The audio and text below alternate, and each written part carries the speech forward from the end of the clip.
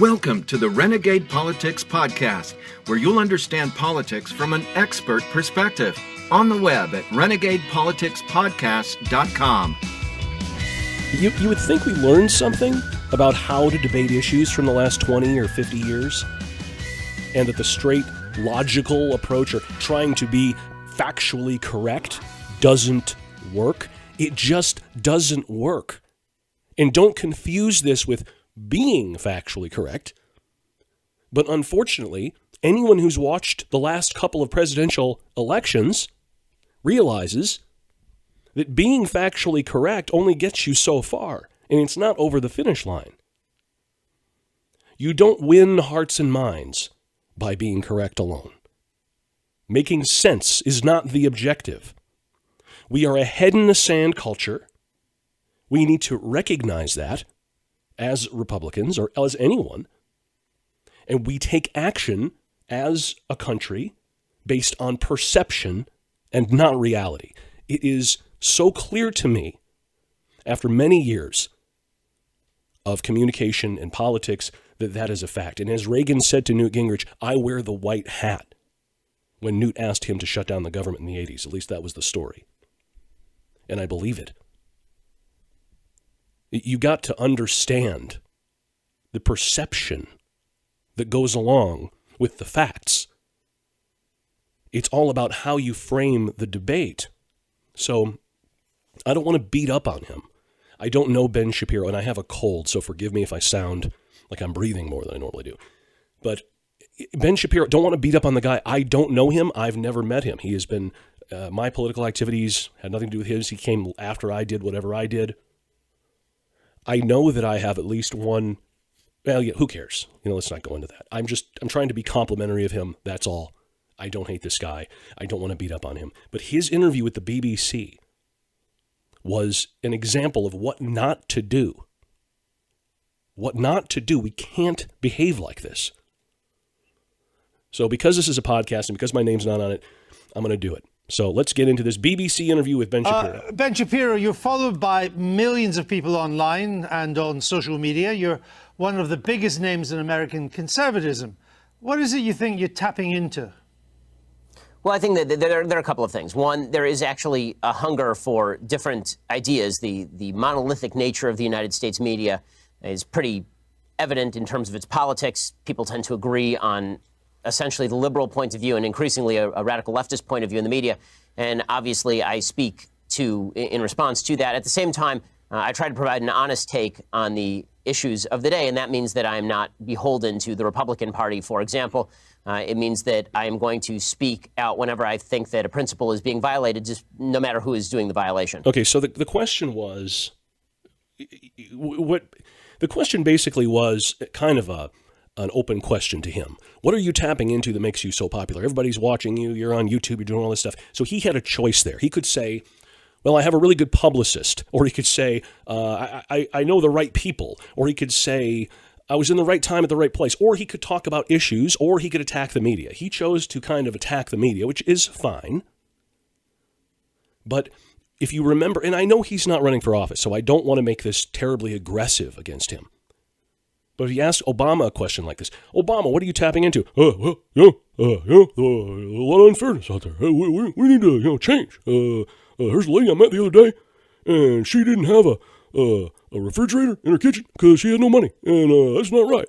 It's what are we going to tap into? What kind of emotion are we going to tap into when we're candidates, and we're asked a question like that? Are we going to? Well, this reminds me of the guy that goes, I got my Juris Doctor at Loyola, and I have an accountant. I've been an accountant for a while, so I have that going too. That's not what people want to know about you. So I'll give him a little bit of a pass there, but he did have a choice. He could have taken control right there. He could have framed the debate. And since he didn't frame the debate, and as a candidate, you need to do that. Here is what happened next. I'm interested that you think there's a thought movement inside the Republican Party. I mean, haven't the Conservatives run out of ideas in America? All the new policies, the Medicare for all, $15 minimum wage, the Green New Deal, they're all coming from the left, and they're popular. Well, Frank. So, okay. So all the new ideas, they're coming from the liberals, like giving free government money out to people. All these new ideas like that. Where are the Republican ideas? Now, he could have said, and we'll get to what he said, he could have said, we're not a party that forces ideas down people's throats. He could have said, we are a party of freedom, so it's not our position to imagine how people should live their life, to imagine what you, the viewer, should be doing right now with your money, with your time, with your house, with your life. We don't think and dream up of ways to create a perfect government. That's not who we are. In fact, Mr. BBC, that's why we left your country 300 years ago. Because we didn't want to be a party of government's ideas deciding for us how we live our life. See, Mr. BBC, you don't understand America. That is the way you take control if you want to engage. I'm not saying that would have been the best. I don't know what I would have done. And to give him credit, it's when you're getting ambushed like that, which he clearly was, it's hard to know it. You have to kind of go in and make a really quick decision whether you're being ambushed or not. But let's play what he said in response. You heard my response. And it's easy for me to armchair quarterback this, but let's hear what Ben Shapiro said. I mean, frankly, I'm confused by the idea that any of those are particularly new ideas. I mean, most of those ideas have been around since Franklin Delano Roosevelt at the very earliest, or at the very latest, rather. Some of them go all the way back to Woodrow Wilson.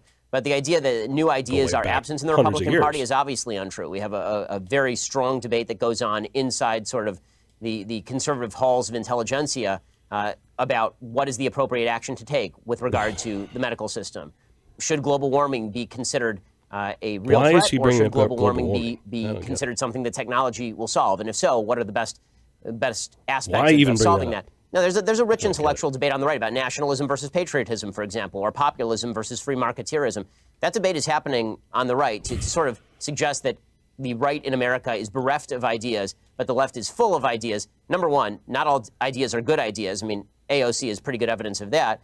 I'm a big fan of some old ideas myself that I think are pretty good. But beyond that, I think that it is intellectual sneering of the highest order to suggest that only the left has new and decent ideas. I don't know how he wasn't prepared for that. I don't want to be mean. It's hard not to be mean. I like this kid. He seems like a good kid, a guy, or whatever he is. I don't know how old he is. I'm at that age where I sort of look at everybody like a kid. Not that I always didn't, but I don't know how he's not prepared for that question. He sounded completely floored by what is this guy asking me this for? Now, if you're a candidate and you're given and be on the lookout for this. I don't know if this happened here, but they'll trick you. They'll tell you this is what they're going to talk about, and guess what? It's not what they talk about. What are you going to do about it? It's not your show. I've been on the other side of that. You could say it's dirty, but you just have to be prepared all the time. You got to be prepared, like a Boy Scout. That's why you learned that. Or Cub Scouts? I don't know which kind of scout that is. But why is he on defense again? So he has this opportunity where are all the good ideas? And his answer is, well, he looked at global warming and he checked out global warming, and I don't know if it's a good thing. It just baffles me. When you're a candidate running for office as a Republican, you've got to have on the tip of your tongue at all times of day and night, someone should be able to wake you up at 3 a.m. and say, why are you running? And you will say, freedom. We got a government out of control, and it's taking control of our lives, and our idea is to restore freedom. You've got to have that at the ready, as they say. It can happen anywhere, anytime, any circumstance. And for crying out loud, if you're on the BBC, you should have that at the ready. And I guess I don't get it. I'm going to play this. Here's the question to this guy. Here's the next question from our questionnaire. See what kind of question he has. This is about, here it is. Some of the ideas that are popular in your side of politics would seem to take us back to the Dark Ages. Georgia, new abortion laws, which you are much in favor of, that a woman who miscarries could get 30 years. A Georgian woman who travels to another state for an abortion procedure could get 10 years. These are extreme hard policies. We just undid Obamacare. Stopped North Korea from nuking us, got hostages back everywhere, Obama didn't even know about him, I think, or it wasn't talked about. We passed a major tax cut. The only tax cut, I think, since, 1996 at least, grew the economy. The entire ISIS movement is completely gone. They were beheading people and putting YouTube videos up about it when Obama was president. Completely gone. And this guy just defined, babbling about some state law in abortion in Georgia, and defining the national Republican movement, not just that, but the Trump movement, defining that around an abortion proposed bill by some guy or gal, I don't know who, in Georgia. I had never even heard of this thing until I heard this. This is what. So, how do you let someone define? Please, if you're on TV and you're running for office, don't let someone define the National Conservative Movement and the Trump movement with a state law proposed by someone in 2019, 3 years after Trump was elected. It's illogical, to put it a better way. It's illogical. Maybe he should have said that. Probably would have been better. I don't know.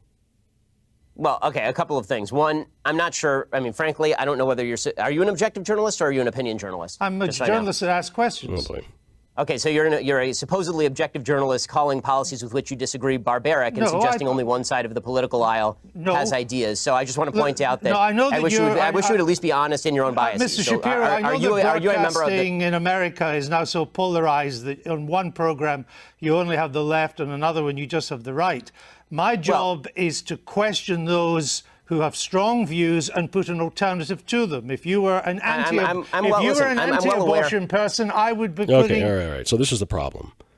And first, how did anyone let this get into? I don't know how he didn't just say, what are you talking about abortion? Trump didn't talk about abortion the entire campaign. So are you here to attack Trump or are you here to promote abortion? I can't figure out what you're trying to do, Mr. BBC.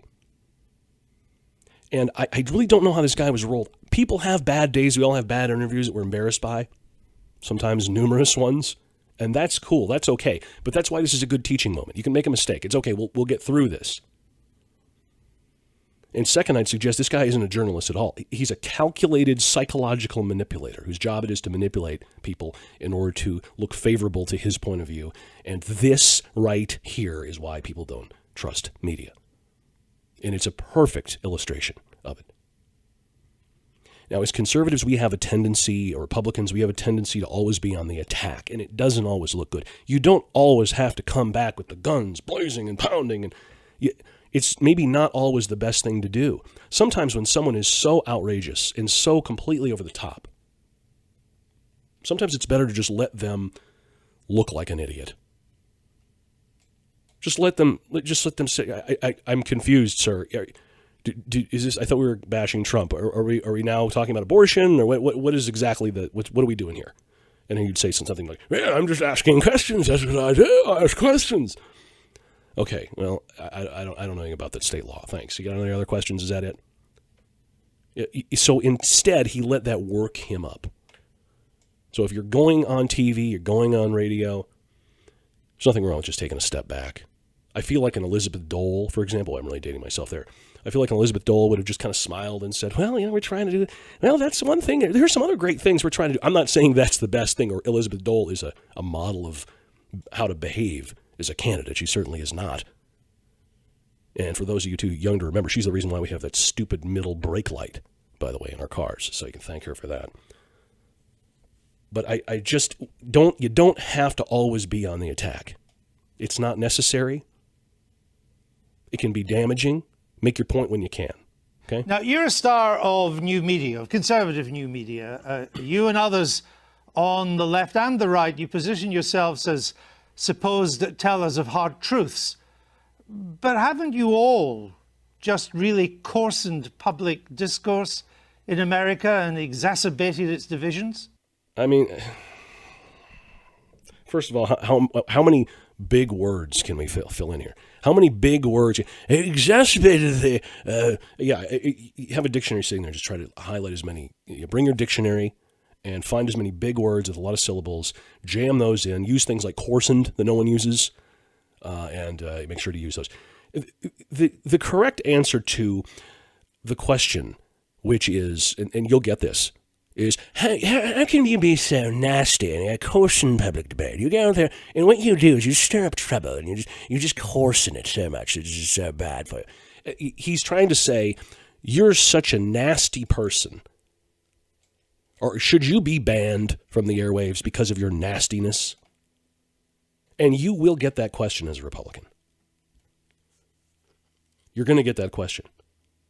The correct answer is, it wasn't the guy who got the BJ in the Oval Office with a college intern, or the guy in the 60s who used to swear and yell racial slurs down the hallway in the White House, or the Democrat head of the Banking Committee, Barney Frank, who had a child prostitution ring going on in his basement, or Joe Biden, who was plagiarizing campaign speeches and had to force himself out of was forced out of the race, or Ted Kennedy, who killed his girlfriend and then went on to serve in the U.S. Senate as the liberal lion. It wasn't any of these people that coarsened public debate or made it lowered its standards. No, they didn't do it at all. It was the mean tweets by Donald Trump that did it.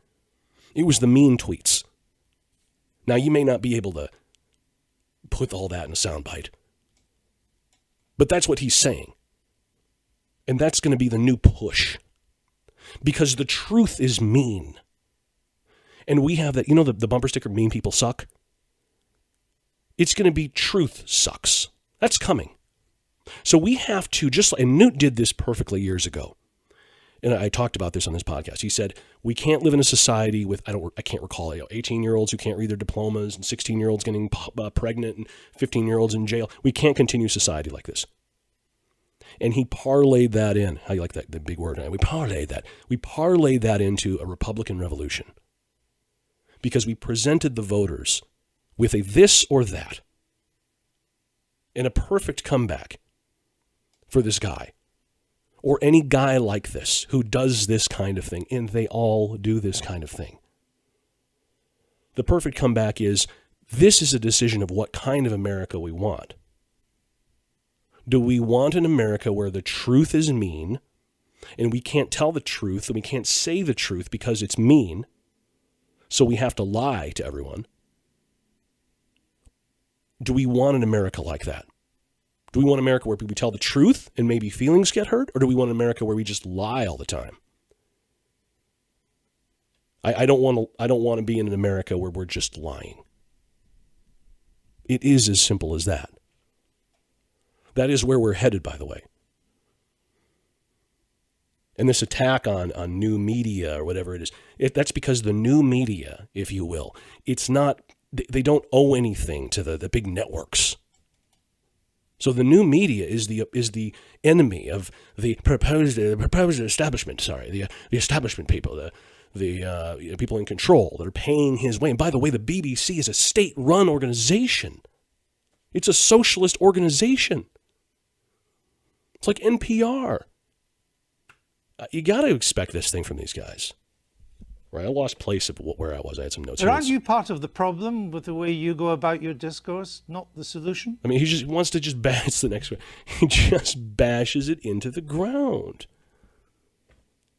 Isn't a new here? If he had the truth detector on this guy, isn't this new media, by not taking its marching orders from the establishment politicians who rule over the commoners, by spreading truth? Isn't this just coarsening public debate? Isn't the truth doesn't it just hurt so much when you hear the truth? I don't want to hear the truth. I don't want to hear it. Can we just lie about this, please? That's what he's really saying, effectively. And we have a duty. We really have a duty to point that out, because there's going to be a day, we're going to wake up in a day, not tomorrow, but someday, where we say the truth and someone actually says, you can't say the truth here. You're not allowed to say the truth here. And guess what? They've already been doing this, and these fascist, communist, whatever countries, that's what they do. That's an everyday thing. There's nothing new. There's new ideas. We need a new idea, like lying to preserve feelings and lying in order to advance government. That's a new idea. There's nothing new about that idea, Mr. BBC or Mr. whatever TV station you're at. The new idea, historically, is the idea that man meaning humans can govern themselves. That's the new idea. And we have to work to preserve that idea. We have to work to maintain that. It's like a marriage, or it's like a relationship, or it's like anything. A car, you can't just ignore it and let it just drop away and rust out. We've got to continually renew this freedom that we enjoy, Mr. BBC, and I'm sorry you don't have it. We left your country 300 years ago to start a new one that was based on freedom, one that was based on people deciding how they live their lives, not waiting for a bunch of intellectuals to tell them how to live their life for them. What a perfect opportunity to do this. And I don't do this to beat up on this guy. But I heard this, it hurt me. It just hurt me to hear this stuff. I try not to listen to this stuff anymore because I'm pretty much done with it. I don't know that I'm ever going to be involved in this stuff again. But I can't have done this for 20 years on and off, and just so that it just turns into this, we've got to get the smartest guy in the room so we can argue intellectually. If our goal as Republicans or conservatives is to get the smartest guy in the room and make sure that he can engage on every intellectual conversation happening, we're going to lose. That's a recipe for loss. So if you want to point a bunch of statistics out on TV when you're up there running for Congress or running for whatever you're running for, and be right, and then your opponent looks at you and calls you a racist, everyone claps, how are you going to feel after that? That's how it works, buddy. That's how it works, folks. I can't not. This is why I do this podcast. I can't just sit here and watch this stuff. It's just so painful. And I don't want to use my name. And incidentally, if you want to email me, renegadepoliticspodcast@gmail.com, I'll get back to you. If you have any questions or anything like that, not that I don't know what you're going to ask me, but it's just we've absolutely got to understand the very simple thing that is logic, truth doesn't win elections. I'm not saying lie. I'm not saying make things up. I'm saying turn the idiocy around. When someone shoots something at you, just grab it and shoot it right back at them. Someone asks you a question, well, where are all these new ideas? Oh, yeah, new idea 300 years ago when we left your country was to start one where people had freedom to decide how to govern themselves. That's the new idea. Your idea is old. Waiting around for a king to tell you what he dreamt up and how you're going to live your life, that's the oldest idea in the world, Mr. BBC. And that's their ideas. That's the ideas of the left. It's just going back to what you know. No wonder you're all for it. Okay, so now he asks him, because he knows Ben Shapiro was not originally for Donald Trump. I wasn't originally for Donald Trump, by the way. But I wasn't originally for Donald Trump. He asks him, would you vote for Donald Trump in 2020? I'd certainly consider voting for Mr. Trump in 2020, just like I'd consider voting for anybody else in 2020. But didn't you once say that you'd never vote for him? I said that I wouldn't vote for him in 2016. And then I wrote a column for National Review explaining the conditions under which I might change my mind. You're a culture war warrior. Isn't he largely on your side? You wrote once it was unlikely he'd appoint conservative judges to the Supreme Court. He has. Right. So you were wrong. I don't even really understand. I guess I would probably laugh at that. And I'm not trying to armchair quarterback this, but what is the question here? Do you hear how goofy this is when we break it down? Next time you're concerned about your appearance on television or radio, and let me say this as some informational stuff. Most of the time that you're going to be on TV, it's going to be this. You're going to get a call from a producer, and the producer is going to be a female in her young 20s who's going to show up. She's going to look like a model.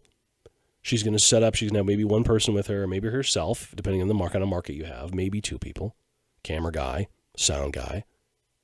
She's not going to be political. She's not going to really care about you. She's not going to want to engage you in anything. She wouldn't really care if you dropped dead on her way out the door. She would step over you, get in the car, and then call 911 on the way back to the station. And why I'm telling you this is because you don't have to go in with the guns blazing every single time. But for the sake of you-know-who, if you're going to go to the BBC or NPR or some cable access guy with a beard who's a professor, please be ready for this kind of treatment. And if you can't hang in there, and Ben Shapiro tried to hang in there, you can't beat, it's the oldest rule, and I was a talk show host for years, you can't beat the host. It's his show. You're not going to do it, even if he sounds like a drunk Englishman. I just had a pint of beer. Would you like a pint of beer? You're not going to beat that guy. I don't care what he's doing, because it's his show. He's just going to keep. He's ready for this.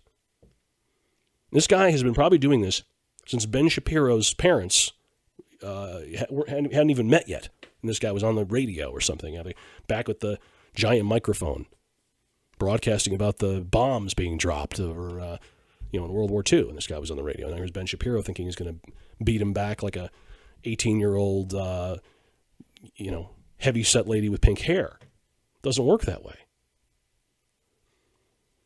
So, yeah, I got some time here. I'm going to do this. This is what never do this, by the way. This is bad. This is when it gets really bad. I don't care. I don't frankly give a damn what you think of me since I've never heard of you. And I've never heard of you until I briefed myself for this. But that's not the issue. You have a new book out. Then why the hell are you interviewing me, sir? It's an interesting book.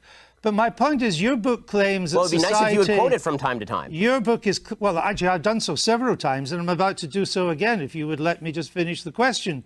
Your book frankly, I don't think that society honestly, is turning its back sir, on Judeo-Christian values. Yeah, what are those values? What are the values it's turning its back on? I'm not inclined to continue an interview with a person as badly motivated as you as an interviewer. So I think we're done here. I appreciate your time, sir. All right. Thank you so much. Thank you for your time. Okay. Whatever. So what is interesting here? Okay. What is interesting here about this is, did you notice this guy didn't skip a beat? This is just what he does.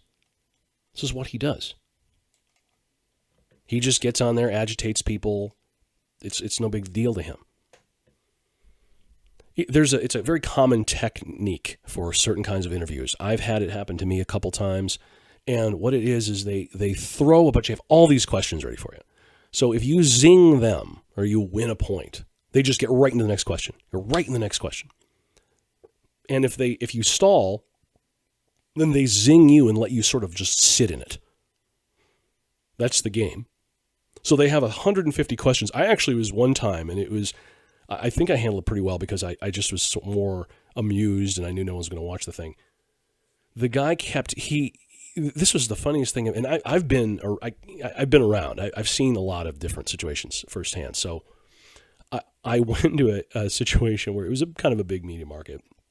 Well, yeah, it was a very big media market. And the guy does this, he asks a question, and I'm talking for about 5 seconds, and he says I'm getting my answers are too long. He says, your answer, you answer the question, your answer's too long. And he was trying to get me all worked up. He was trying to get me, what are you doing? And he wanted me to pound the table and kick and scream. And I think that's what he was trying to get me to do. And I think people have this perception because I'm shouting, right? Even here, I'm shouting and yelling and everything. They think that that's who I am. It's not who I am. You can't be that person. And if you are that person, you got to bottle it up. Hopefully you're not that person. It's a common tactic for certain kinds of interviewers to attempt to press your button or buttons to get you to say something you don't want to say so that the next day, in this situation with Ben Shapiro being a big target, and I blame his handlers, whoever they are, they should have warned him. And to his credit, I'm sure he does a fascinating job, whatever he does. I've seen a couple of YouTube videos where he's arguing with somebody at a high school or something. I think this is all this guy does. I don't really know what else he does. I'm sure he does some great things. And that's just even more important to have his back. And if you're his friend, please, if you're a friend of Ben Shapiro, call him up and make him call you before he gets on the next TV show or next radio show. We've got to not just run off like a chicken with their head cut off and do interviews and not prepare for them. We have a tendency to do that. We have some very cocky people Actually, both sides do that. But the Democrats, they control people. So they control their candidates. There's that girl that's in Congress. I don't know her name. She's not doing that. Some 27-year-old girl all of a sudden decided she's going to. There's somebody feeding her all this stuff. We have got to learn from that. Don't feed people stuff, but we got to learn from just having the back and being supportive. We've got to work as a team. Can't just be a bunch of individuals on the field. That's how you lose football games. RenegadePoliticsPodcast.com. Thanks a lot.